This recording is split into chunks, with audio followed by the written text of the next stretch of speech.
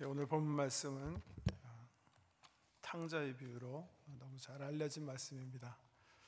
믿지 않는 사람들도 이 이야기는 알고 있는 것 같습니다. 아마 예수님께서 들려주신 비유 가운데 선한 사마리아인의 비유와 함께 세상 모든 사람들이 알고 있을 만큼 유명한 얘기입니다. 오늘 본문에 나오는 아버지가 있는데요, 이 아버지 어떻게 생각하세요? 사실 좀 이렇게 생각해 보면 세상 아버지들이 여기 본문에 나오는 아버지 같지는 않는 것 같습니다. 어떻게 보면 정말 이렇게 좀 이상한 아버지인데, 둘째 아이가 아버지가 죽기를 기다리는데 죽질 않는 거예요. 죽어야 이제 유산을 받을 수가 있는데 안 돌아가시는 거예요. 그래서 참지 못하고 아버지에게 가서 좀 유산 분배해달라고 또 요구를 합니다. 보통 유대인의 전통에 따르면 첫째 아이는 아버지와 함께 살면서 동생들의 2배를 받게 돼 있어요. 그래서 이 관계를 계산해 보면 3분의 2는 첫째 아들 목이고 둘째 목은 3분의 1일 텐데, 죽은 거를 계산해서 자기 재산 비리 돌라고 요구하는 거예요. 요즘 어른들 사이에 절대 죽기 전에 애들한테 유산 주면 안 된다, 통념처럼 되어 있습니다. 일부도 주지 말자, 주면 큰 후회하게 될 것이다. 근데 이 아버지는 그런 지혜를 듣지 못했던 것 같아요. 아들이 요구할 때 유산을 분배해요. 둘째 아들 것만 주지 않고 첫째, 둘째 각각 유산을 나눠줬다고 얘기하고 있어요. 그리고 둘째는 아버지가 준 유산을 받자마자 아버지 집을 떠나요. 그 세상으로 가서, 여기 본문 그대로예요, 창녀들과 함께 살기 시작해요. 그리고 얼마 가지 않아서 모든 재산을 다 탕진하게 돼요. 그리고 결국은 거지가 됩니다. 그래서 먹을 것을 얻기 위해서 유대인들이 잘 혐오하는 돼지치기가 돼요. 그래서 돼지가 먹는 주염 열매를 먹는 그런 신세로 전락하게 됩니다. 그런 삶을 살다가 아버지 집이 그리워진 거예요. 내가 여기서 돼지치기 하기보다는 오히려 아버지 집에 돌아가서 아버지 집의 일꾼으로 일하는 게 낫지 않겠는가 생각해서 아버지 집을 향해 가는데, 그런데 이 이야기에서 놀라운 것은 이 둘째가 집 나간 그날부터 아버지가 이 둘째 아들이 혹 돌아오지 않을까 하는 외로움을 동구 밖에 나가서 이 아이를 그 동구 밖 길 바라보는 일로 자기 업을 삼고 있었다는 거예요. 그리고 아이가 돌아오는 모습을 본 순간 뛰어 달려가서 거지가 된 냄새나는 아이를 가슴에 품고 기뻐하며 자기 하인들을 불러서 아이로 하여금 새로운 옷을 입게 하고 또 금가락지를 끼워주고, 이 아이가 돌아온 것을 경축하면서 동네 모든 사람들을 불러서 잔치를 벌였다는 거예요. 참 다른 아버지라고 생각해요. 따져야 할 거 많고 새로운 옷 입혀주기 전에 확실한 교훈을 얻게 해서 다시 이런 못된 짓을 하지 않을 거라는 다짐도 받아야 될 것 같은데, 그런 거 하지 않고 일단 모습 그대로 용납하고 잔치를 벌이는 그런 아버지의 모습인데요, 이 모습을 보면서 대단히 기분 나빠한 또 하나의 아들이 오늘 이야기의 후반부를 차지하고 있습니다.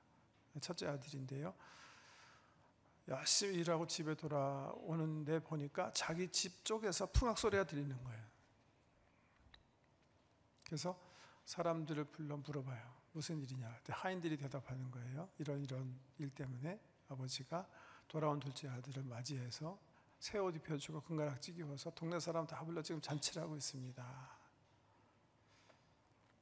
이 첫째 아들이 잔치에 참여하기를 거부해요. 동네 사람들은 지금 다 자기 집에 모여 있는데 집에 들어가서 아버지와 함께 이 둘째를 맞이해서 기뻐하는 향연에 참여하는 것을 거부하게 됩니다. 제가 우리 어떤 젊은이한테 들은 건데, 아빠 엄마가 여행 간 거예요. 티네이저인데, 하이틴인데, 그래서 기회다 싶어가지고 엄마 아빠가 이제 며칠 동안 한다고 그러니까 친구를 불러서 잔치를 해야 되겠다, 파티를 초청해서 그리고 미성년자가 구할 수 없는 술, 담배를 가득 채워놓고 파티를 벌이고 있는데, 마치 영화처럼 부모가 문을 열고 들어온 거예요. 절망이죠. 근데 놀라운 것은 부모가 굉장히 캄하게 친구들 놀러 왔구나 그러면서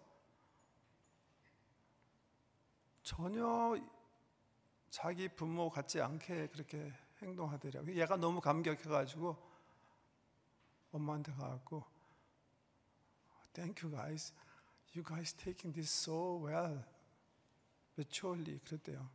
오빠 엄마가 정말 감사하게 생각하는 것은 오빠 엄마가 내가 이 벌린 일에 대해서 너무나 성숙하게 다뤄줘서 너무 고마워요. 그랬더니 엄마가 귓속말로 긁더래요. 얘야, 네가 지금 우리 집을 퍼블릭 플레이스로 만들어 놓았잖니. 내가 네 행동에 대해서 어떻게 생각하는지는 네 친구들이 집에 돌아간 다음에 그때 보여주마. 친구들이 집에 갔는데요, 두 사람이 갑자기 변하더니 막 날라오기 시작하고 완전 지옥을 경험했다 하는 이야기를 들은 적이 있는데요, 첫째 아이가 어떻게 보면 아버지 망신시켜 주는 거죠. 아버지는 둘째 돌아와서 너무 기뻐서 잔치를 벌이는데 refuse to join. No. 그러니까 정말 씬을 벌리. 그러면서 자기의 마음속에 있는 말을 해요. You are so unfair. You are so unfair. 내가 열심히 이렇게 일했지만 아빠는 나한테 한 번도 이런 파티를 해준 적이 없다.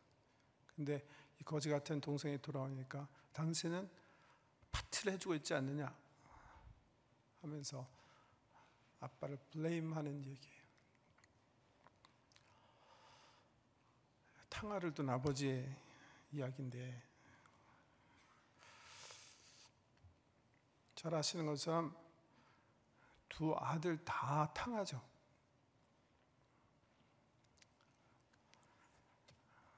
어떤 분은 둘째가 과거를 청산하고 집에 돌아왔기 때문에 새로운 아들로 이 아버지와의 관계를 맺고 산다고 생각하는데, 사실 본문은 그렇지 않아요. 이 아이가 돌아오기 전에 돼지치기 하면서 이렇게 생각하고 이렇게 독백하거든요. 내가 아버지 집에 돌아가면 뭐라고 얘기해야 되나 리허설하죠. 마치 우리가 내가 죽어 하나님 앞에 서면 내가 뭐라고 나의 삶을 변명해야 할까 하는 마음으로 그 장면을 생각하고 그 사건을 생각하며 연습하는 것처럼 이 아이가 리허설해요. 내가 이렇게 얘기해야 되겠다. 아버지, 나는 당신의 자식 될 자격을 잃었으니까 당신 집에 한 일꾼으로 나를 받아주세요. 그렇게 말해야 되겠다. 이 아들이 리허설 하잖아요. 그래서 이 아들은 사실 집에 돌아오지만 아직도 탕화로 남는 거예요. 아버지의 마음을 이해하지 못하고 아직도 아비의 마음을 외롭게 하는 그런 탕화로 남는 거고요. 첫째 아이도 탕화인 것은 정말 아비가 얼마나 그를 사랑하는지 모르고 자기의 일을 통해서 자기의 지킴, 아버지의 뜻대로 행동하는 것을 통해서 아버지의 마음을 얻으려고 하는 일꾼의 위치에 아직도 리메이닝 하기 때문에 탕화인 거예요. 이 아들 역시 자기가 아버지의 사랑을 얻을 수 있으려면 뭔가 선한 행동을 통해서 아버지의 마음을 사야 한다고 생각하고 있는 거예요. 그런 탕화의 마음으로 역시 아비의 마음을 외롭게 하는, 그러므로 그는 계속해서 집에 있지만 탕화로 남아있는 거예요. 이 이야기를 필립 얀시가 얘기하면서 여기서 얘기하는 하나님의 은혜를 이렇게 표현해요.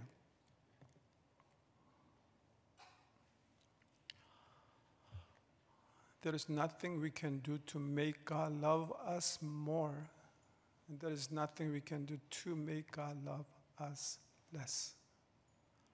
이거 필립 얀시가 한 건지 오래전부터 듣던 이야기를 인용해 온 건지 모르겠는데 지금은 우리 교회 내에 굉장히 유명한 코테이션이에요. 우리가 할 수 있는 어떤 일도 하나님으로 하여금 우리를 더 사랑하게 할 수 없으며 우리가 범할 수 있는 어떤 일도 하나님으로 하여금 우리를 덜 사랑하게 할 수 없다. 여기 지금 하나님 단어 빼고요. 아버지라는 단어를 넣어보세요. 우리가 할 수 있는 어떤 일도, 자녀가 할 수 있는 어떤 일도 아버지로 하여금 자녀를 더 사랑하게 할 수 없으며 자녀가 범할 수 있는 어떤 잘못도 아버지로 하여금 자녀를 덜 사랑하게 할 수 없다. 이것이 오늘 성경에서 우리 예수께서 말씀해 주시는 아버지의 마음이에요.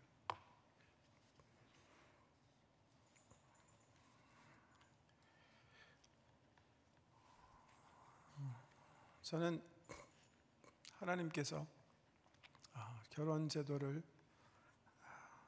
만드신 이유가 있다고 생각해서 우리 모든 자녀들이 결혼하는 것을 권유해 왔어요. 제가 나 결혼 안 할래요. 앞만 돌아봐도 결혼할 만한 애가 없어요. 그러는 젊은이 만날 때마다 열심히 권해서 그 생각을 바꾸게 하려고 노력을 해왔는데 결혼을 하라고 권하는 이유가 크게 두 가지입니다.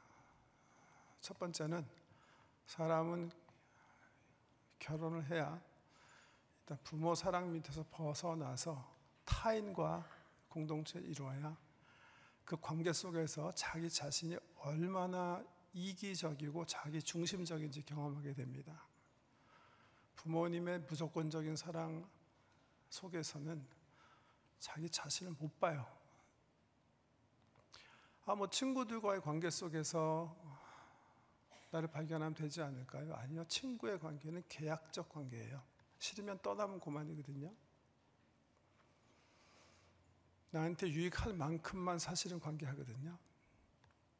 그래서 실질적인 언약적 관계 속에서 나를 볼 수가 없는 관계예요. 친구 관계는. 그런데 부모의 관계, 정말 무조건적으로 한편으로 받기만 하는 사랑의 관계에서 떠나서 타자와 함께 삶을 살면서 이 사람 속에, 이 사람의 관계 속에서 반영되어진 나를 보면 비로소 그때 내가 알 수 있는 것이 내가 얼마나 편협하고 얼마나 이기적이고 얼마나 나 중심적인 사람인 것을 비로소 이 갈등 속에서 발견하게 되는 거예요. 그래서 결혼은 성숙할 수 있는 굉장히 중요한 기회예요. 두 번째 이유가 있어요. 그거는 자녀 키움 때문에 그런 거예요. 자녀를 키워보면 경험하는 굉장히 중요한 경험이 있어요. 하나님 마음을 아는 거예요. 아비의 마음, 어미의 마음은 어떤 마음입니까? 줘도 늘 부족하게 느끼는 마음이고요. 일방적인 사랑의 마음이기 때문에 반드시 상함을 경험하는 마음이에요. 하나님 아버지의 깨어진 마음, 일방적으로 그 자기의 형상으로 잉태하여 출생시키신 이후에 우리를 향해서 일방적으로 사랑하면서 상한 하나님의 마음, 그 아비의 마음, 하나님의 마음을 조금이라도 이해하기 위해서는 나는 우리 모두가 부모가 되는, 어미나 아비가 되는 그런 특권을 누려야 된다고 생각해요. 그래서 어미와 아비가 되어 이해받지 못한 아픈 사랑을 하게 되면 비로소 조금이나마 하나님 아버지의 마음을 알 수 있지 않을까. 제가 결혼을 주장하는 이유 중에 하나입니다. 지난주에 말씀을 준비하면서 갑자기 입양아들이 어떤 경험을 할까, 또 입양 부모님들 어떤 경험을 할까 생각해서 인터넷에서 볼 수 있는 한두 가지 이렇게 논문을 좀 읽어보았는데요. 특별히 입양 부모님들이 통상적으로 경험하는 것들을 제가 관심 있게 바라보게 됐어요. 크게 한 서너 가지 무브먼트가 있던데 주로 거의 대부분이요. 이 아이를 어떤 기관을 통해서 만났던 특별한 어떤 그 사람이 맡겨서 입양을 하게 됐던 모두 다 딱 보는 순간, 이 아이를 첫 대면하는 순간 자기 아이라고 이렇게 느끼는 그런 경험들 하신대요. 그분들이 얘기하는 건데요. 001을 딱 보니까 저를 너무 닮았더라고요. 지금 생각해봐도 저를 너무 닮았잖아요. 저희 어머님과도 많이 닮았어요. 정말 신기하더라고요. 아이덴티파이 하는 거예요. 자기 아이로. 첫눈에 반했어요. 아무것도 안 보이고 001을 딱 보니까 저를 너무 닮았더라고요. 지금 생각해봐도 저를 너무 닮았어요. 처음 001을 봤을 때 눈물이 났어요. 참 이상한 것은 001을 처음 봤는데 낯설지가 않더라고요. 처음부터 우리 아들이라는 것을 느낄 수 있었어요. 그래서 입양을 두려워하는 사람들이 있으면 그러지 말라고 하고 싶어요. 정말이지 처음 보는 순간 뭐라고 해야 하나, 정말 내 자식이다 하는 느낌이 와요. 모든 입양 부모들이 아이를 처음 만났을 때 또 받으러 갔을 때 이렇게 아이덴티파이 하는 경험들을 하신다. 그런 것들을 제가 발견했고요. 그리고 키워나가는 과정에서 얘는 입양한 아이야 라고 전혀 느끼지 않는다는 거예요. 어떤 분은 자기가 낳은 아이도 있고 입양한 아이가 있는데 자기 자신들은 전혀 그렇게 느끼지 않는다는 거예요. 차이를 두지 않는다는 거예요. 입양이라고 하니 내가 001을 입양했구나 생각하지 전혀 그런 생각 없이 살아요. 그렇게 생각하니, 그거 생각하니 미안하네요. 내가 001을 못 낳아줘서. 입양은 제 입장에서 부모가 되는 것이고, 또 하나님께서 내가 부모가 입양을 하는 것도 있지만 입양을 하는 순간 하나님이 나라와 하여금 부모가 되게 하는 것 같아요. 부모가 되도록 모든 마음의 상태나 물질이나 모든 것을 제공해 주신 것 같아요. 입양도 출산으로 느껴지고 입양은 내가 한 아이를 잉태하는 것과 똑같아요. 인터뷰한 걸 이렇게 발췌한 것들을 책에 논문에 기록했기 때문에 좀 문장 자체가 좀 어눌한데요. 똑같다고 생각해요. 일단 입양했다는 생각이 없어서인지는 몰라도 내 새끼인데 똑같이 뭐가 어떻겠냐고 그거를 웃으면서 넘겨요. 진짜 똑같거든요. 만일 내 새끼 안 낳았으면 모르겠는데 난 내 새끼도 낳아본 상황이고 애네들 키우고 있고, 그리고 아픈 자식한테 더 정이 가잖아요. 약하고 아프니까 막둥이 건들면 안 싸워요. 언니를 건드렸을 때는 저도 모르게 약한 애를 왜 건드렸냐고. 근데 내 새끼고 남의 새끼고 없어요.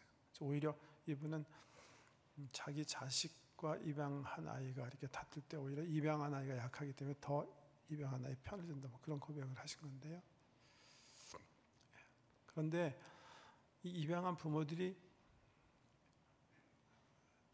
항상 결국은 이제 그 가장 큰 애로사항이 뭔가, 도전이 뭔가, 어려움이 뭔가 물어봤을 때 공통적으로 다 얘기하는 게 있어요. 이거예요. 그런데 가만히 생각해 보니 어느 날 내가 공공이 데려온 거 맞잖아요. 동네 사람들은 괜찮아요. 정말 공공이가 이렇게 힘들어하면 어떻게 하나.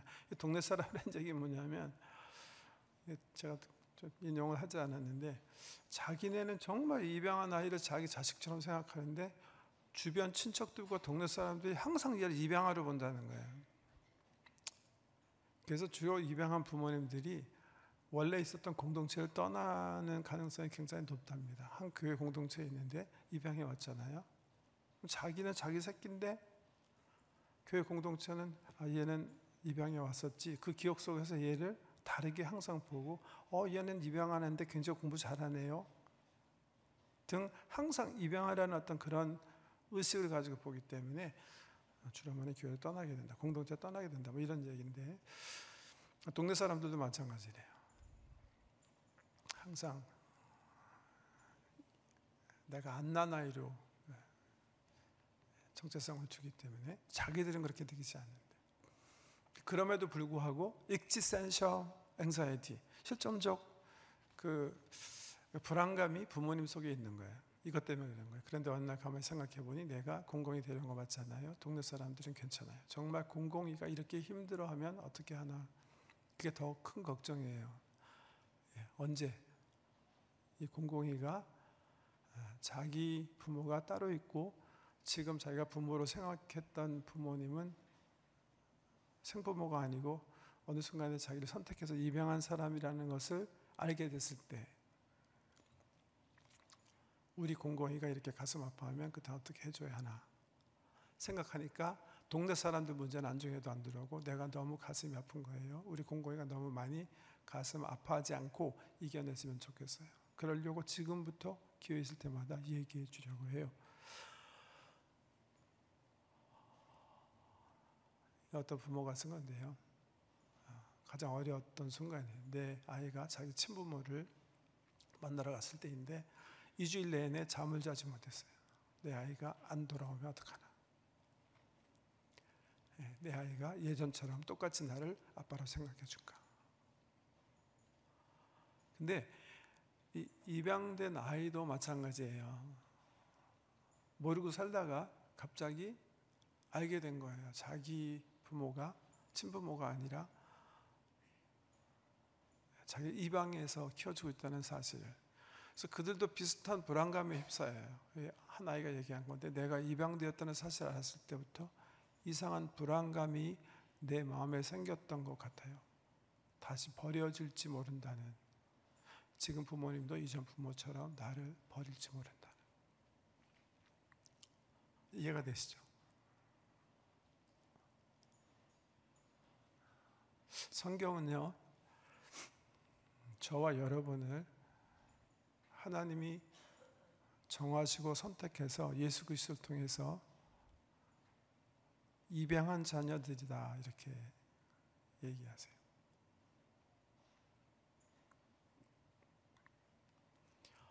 무릇 하나님의 영으로 인도함을 받은 사람은 곧 하나님의 아들이라. 너희는 다시 무서워하는 종의 영을 받지 아니하고 양자의 영을 받았으므로 우리가 아빠, 아버지라고 부르짖느니라. 여러분, 우리는 예수 그리스도를 생명의 구세주로 내 영혼에 영접할 때 하나님의 자녀로 거듭나는 거예요. 그래서 하나님 마음에는 우리는 아무 꺼리낌 없는 당신의 자녀예요. 그럼에도 불구하고 입양된 우리 가운데는 거듭났음에도 불구하고 나는 다시 버려지지 않을까?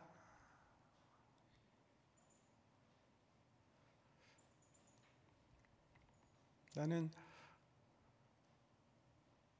하나님의 집에서 다시 쫓겨나진 않을까? 불안해하면서 살아가는 사람이 굉장히 많다는 거예요. 제가 어떤 성도님에게 오래전에 들은 건데요. 이 성도님은 여기 이민 오셔서 부부가 맞벌이 하면서 자식을 낳아 키우는 어려운 삶을 사는데 둘 다 가게에 묶여 있을 수밖에 없었기 때문에 이민 오자마자 애초부터 1살도 되지 않은 딸아이를 한국 부모님께 맡긴 거예요. 그리고 정말 한참 만에 아이를 데려온 거예요. 그게 한 10년 걸렸어요. 그래서 아이는 온전히 할아버지 할머니에게 키움을 받은 거예요. 때가 되고 이제 경제적으로 어느 정도 안정이 돼서 아이를 데리고 왔거든요. 그래서 다시 정말 이제 부모로서 아이를 키우게 되는데 하루는 이 아이가 실수로 예쁜 꽃병을 깨뜨린 거예요. 자기는 대수롭게 생각하지 않고 꽃병을 치려는데 이 아이가 그러더래요. 미안해요, 엄마. 할머니한테 연락해서 내가 이 꽃병 새로운 거 사줄게요.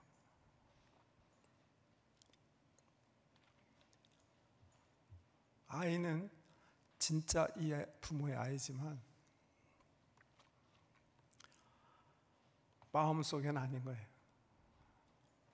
아직 계약적 관계 속에 있는 거예요.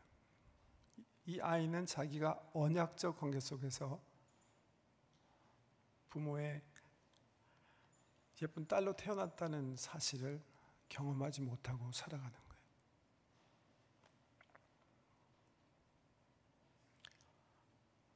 오늘 이야기는요, 우리 예수님께서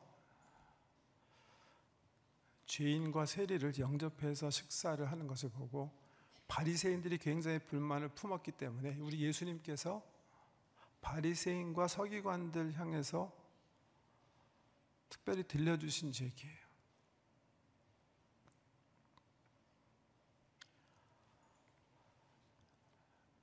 이거 지적하시기 위해서 그런 거예요. 너희가 피차 다 나의 아이들인데 아무도 마음으로 나와 아버지 관계 속에 있지 않는다는 거예요. 오늘 얘기를 결론으로 제가요 적어봤는데요. 성령으로 거듭난 자녀는 거듭난 순간 하나님에게 자녀다. 그러나 입양아처럼 아버지를 믿지 못하고 불안해하며 버림받음과 버려짐의 가능성에 대한 마음을 떨쳐내지 못하고 살아가고 있는 것이다. 오히려 이런 마음이 얼마나 아버지 하나님을 외롭게 하는지 모르면서 아버지 집에 돌아온다는 것은 진정 아버지를 아버지로 내 마음에 맞이하는 것이다. 아버지를 사랑의 아빠로 보고 내 마음이 그 사랑 안에서 환히 웃는 것이다. 하나님을 아빠로 내 마음에 모시는 것을 하나님과 나와 사이의 인격적 관계라고 한다. 그것은 나이와 상관없는 일이다.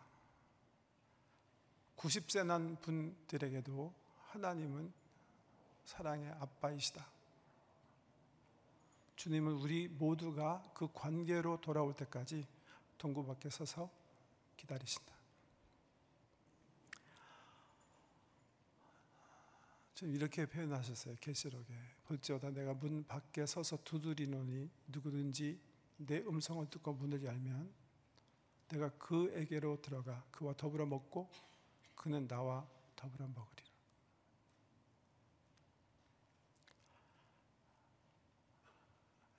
자녀를 향한 아버지의 마음, 그 마음을 믿음으로 온전히 받아들이는 것. 지금도 많은 사람들은요,